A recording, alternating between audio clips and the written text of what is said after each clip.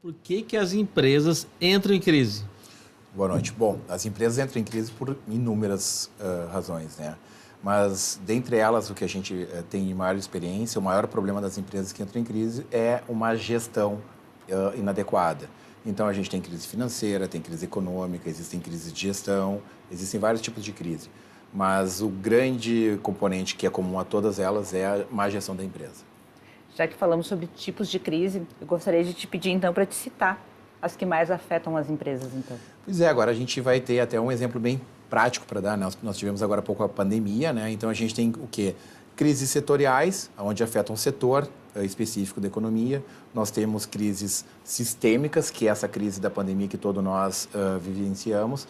Um tempo atrás, nós vivemos a crise decorrente da Lava Jato, que atingiu também um setor específico e uma série de cadeias de empresas que prestavam serviços ali ao redor, né? E temos a questão também das crises, que são as crises internas, crises gerenciais mesmo, que levam as empresas a um caminho de falência, ou de quebra, ou de falta de liquidez. Até, voltando um gancho também, essa questão das sucessões também, né? Em alguns casos é um problema bem, uma crise... Esse é um problema muito recorrente, a gente que trabalha com isso, porque boa parte das empresas, se não grande parte das empresas, elas são familiares, né? E não exatamente existe uma preparação adequada para os filhos assumirem essa sucessão e sequer também uma preparação para boa parte dos empresários, né? Porque, por vezes, o empresário ele é muito bom naquilo que ele faz, naquela atividade que ele desempenha, mas não quer dizer que ele seja um bom gestor. Então, essa é uma confusão que a gente encontra muito, né? Às vezes ele é um ótimo empresário naquele setor que ele se propõe, mas ele não é um bom gestor no negócio como um todo, né? E, doutor, e como se identifica, então, uma crise? Como é que, a empresa está em crise, como é que a gente vai identificar isso?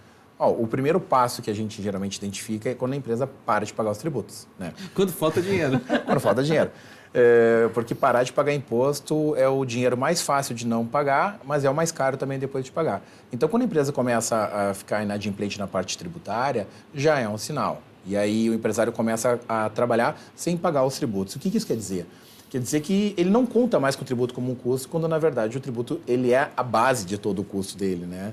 Então, um sinal que a gente dá para todo mundo é quando a empresa começa a entrar numa bola de neve, de não pagar tributo, parcelar e reparcelar, isso vira uma bola de neve e não paga, esse é um problema que pode levar para uma empresa uma crise bem difícil de reverter. Paga 2, 3 parcelas, reparcela de novo, paga 6, reparcela, deixa de pagar mais uns meses, reparcela de novo. A cultura do refis que se criou no Brasil, na verdade, que virou uma rolagem de dívida, né?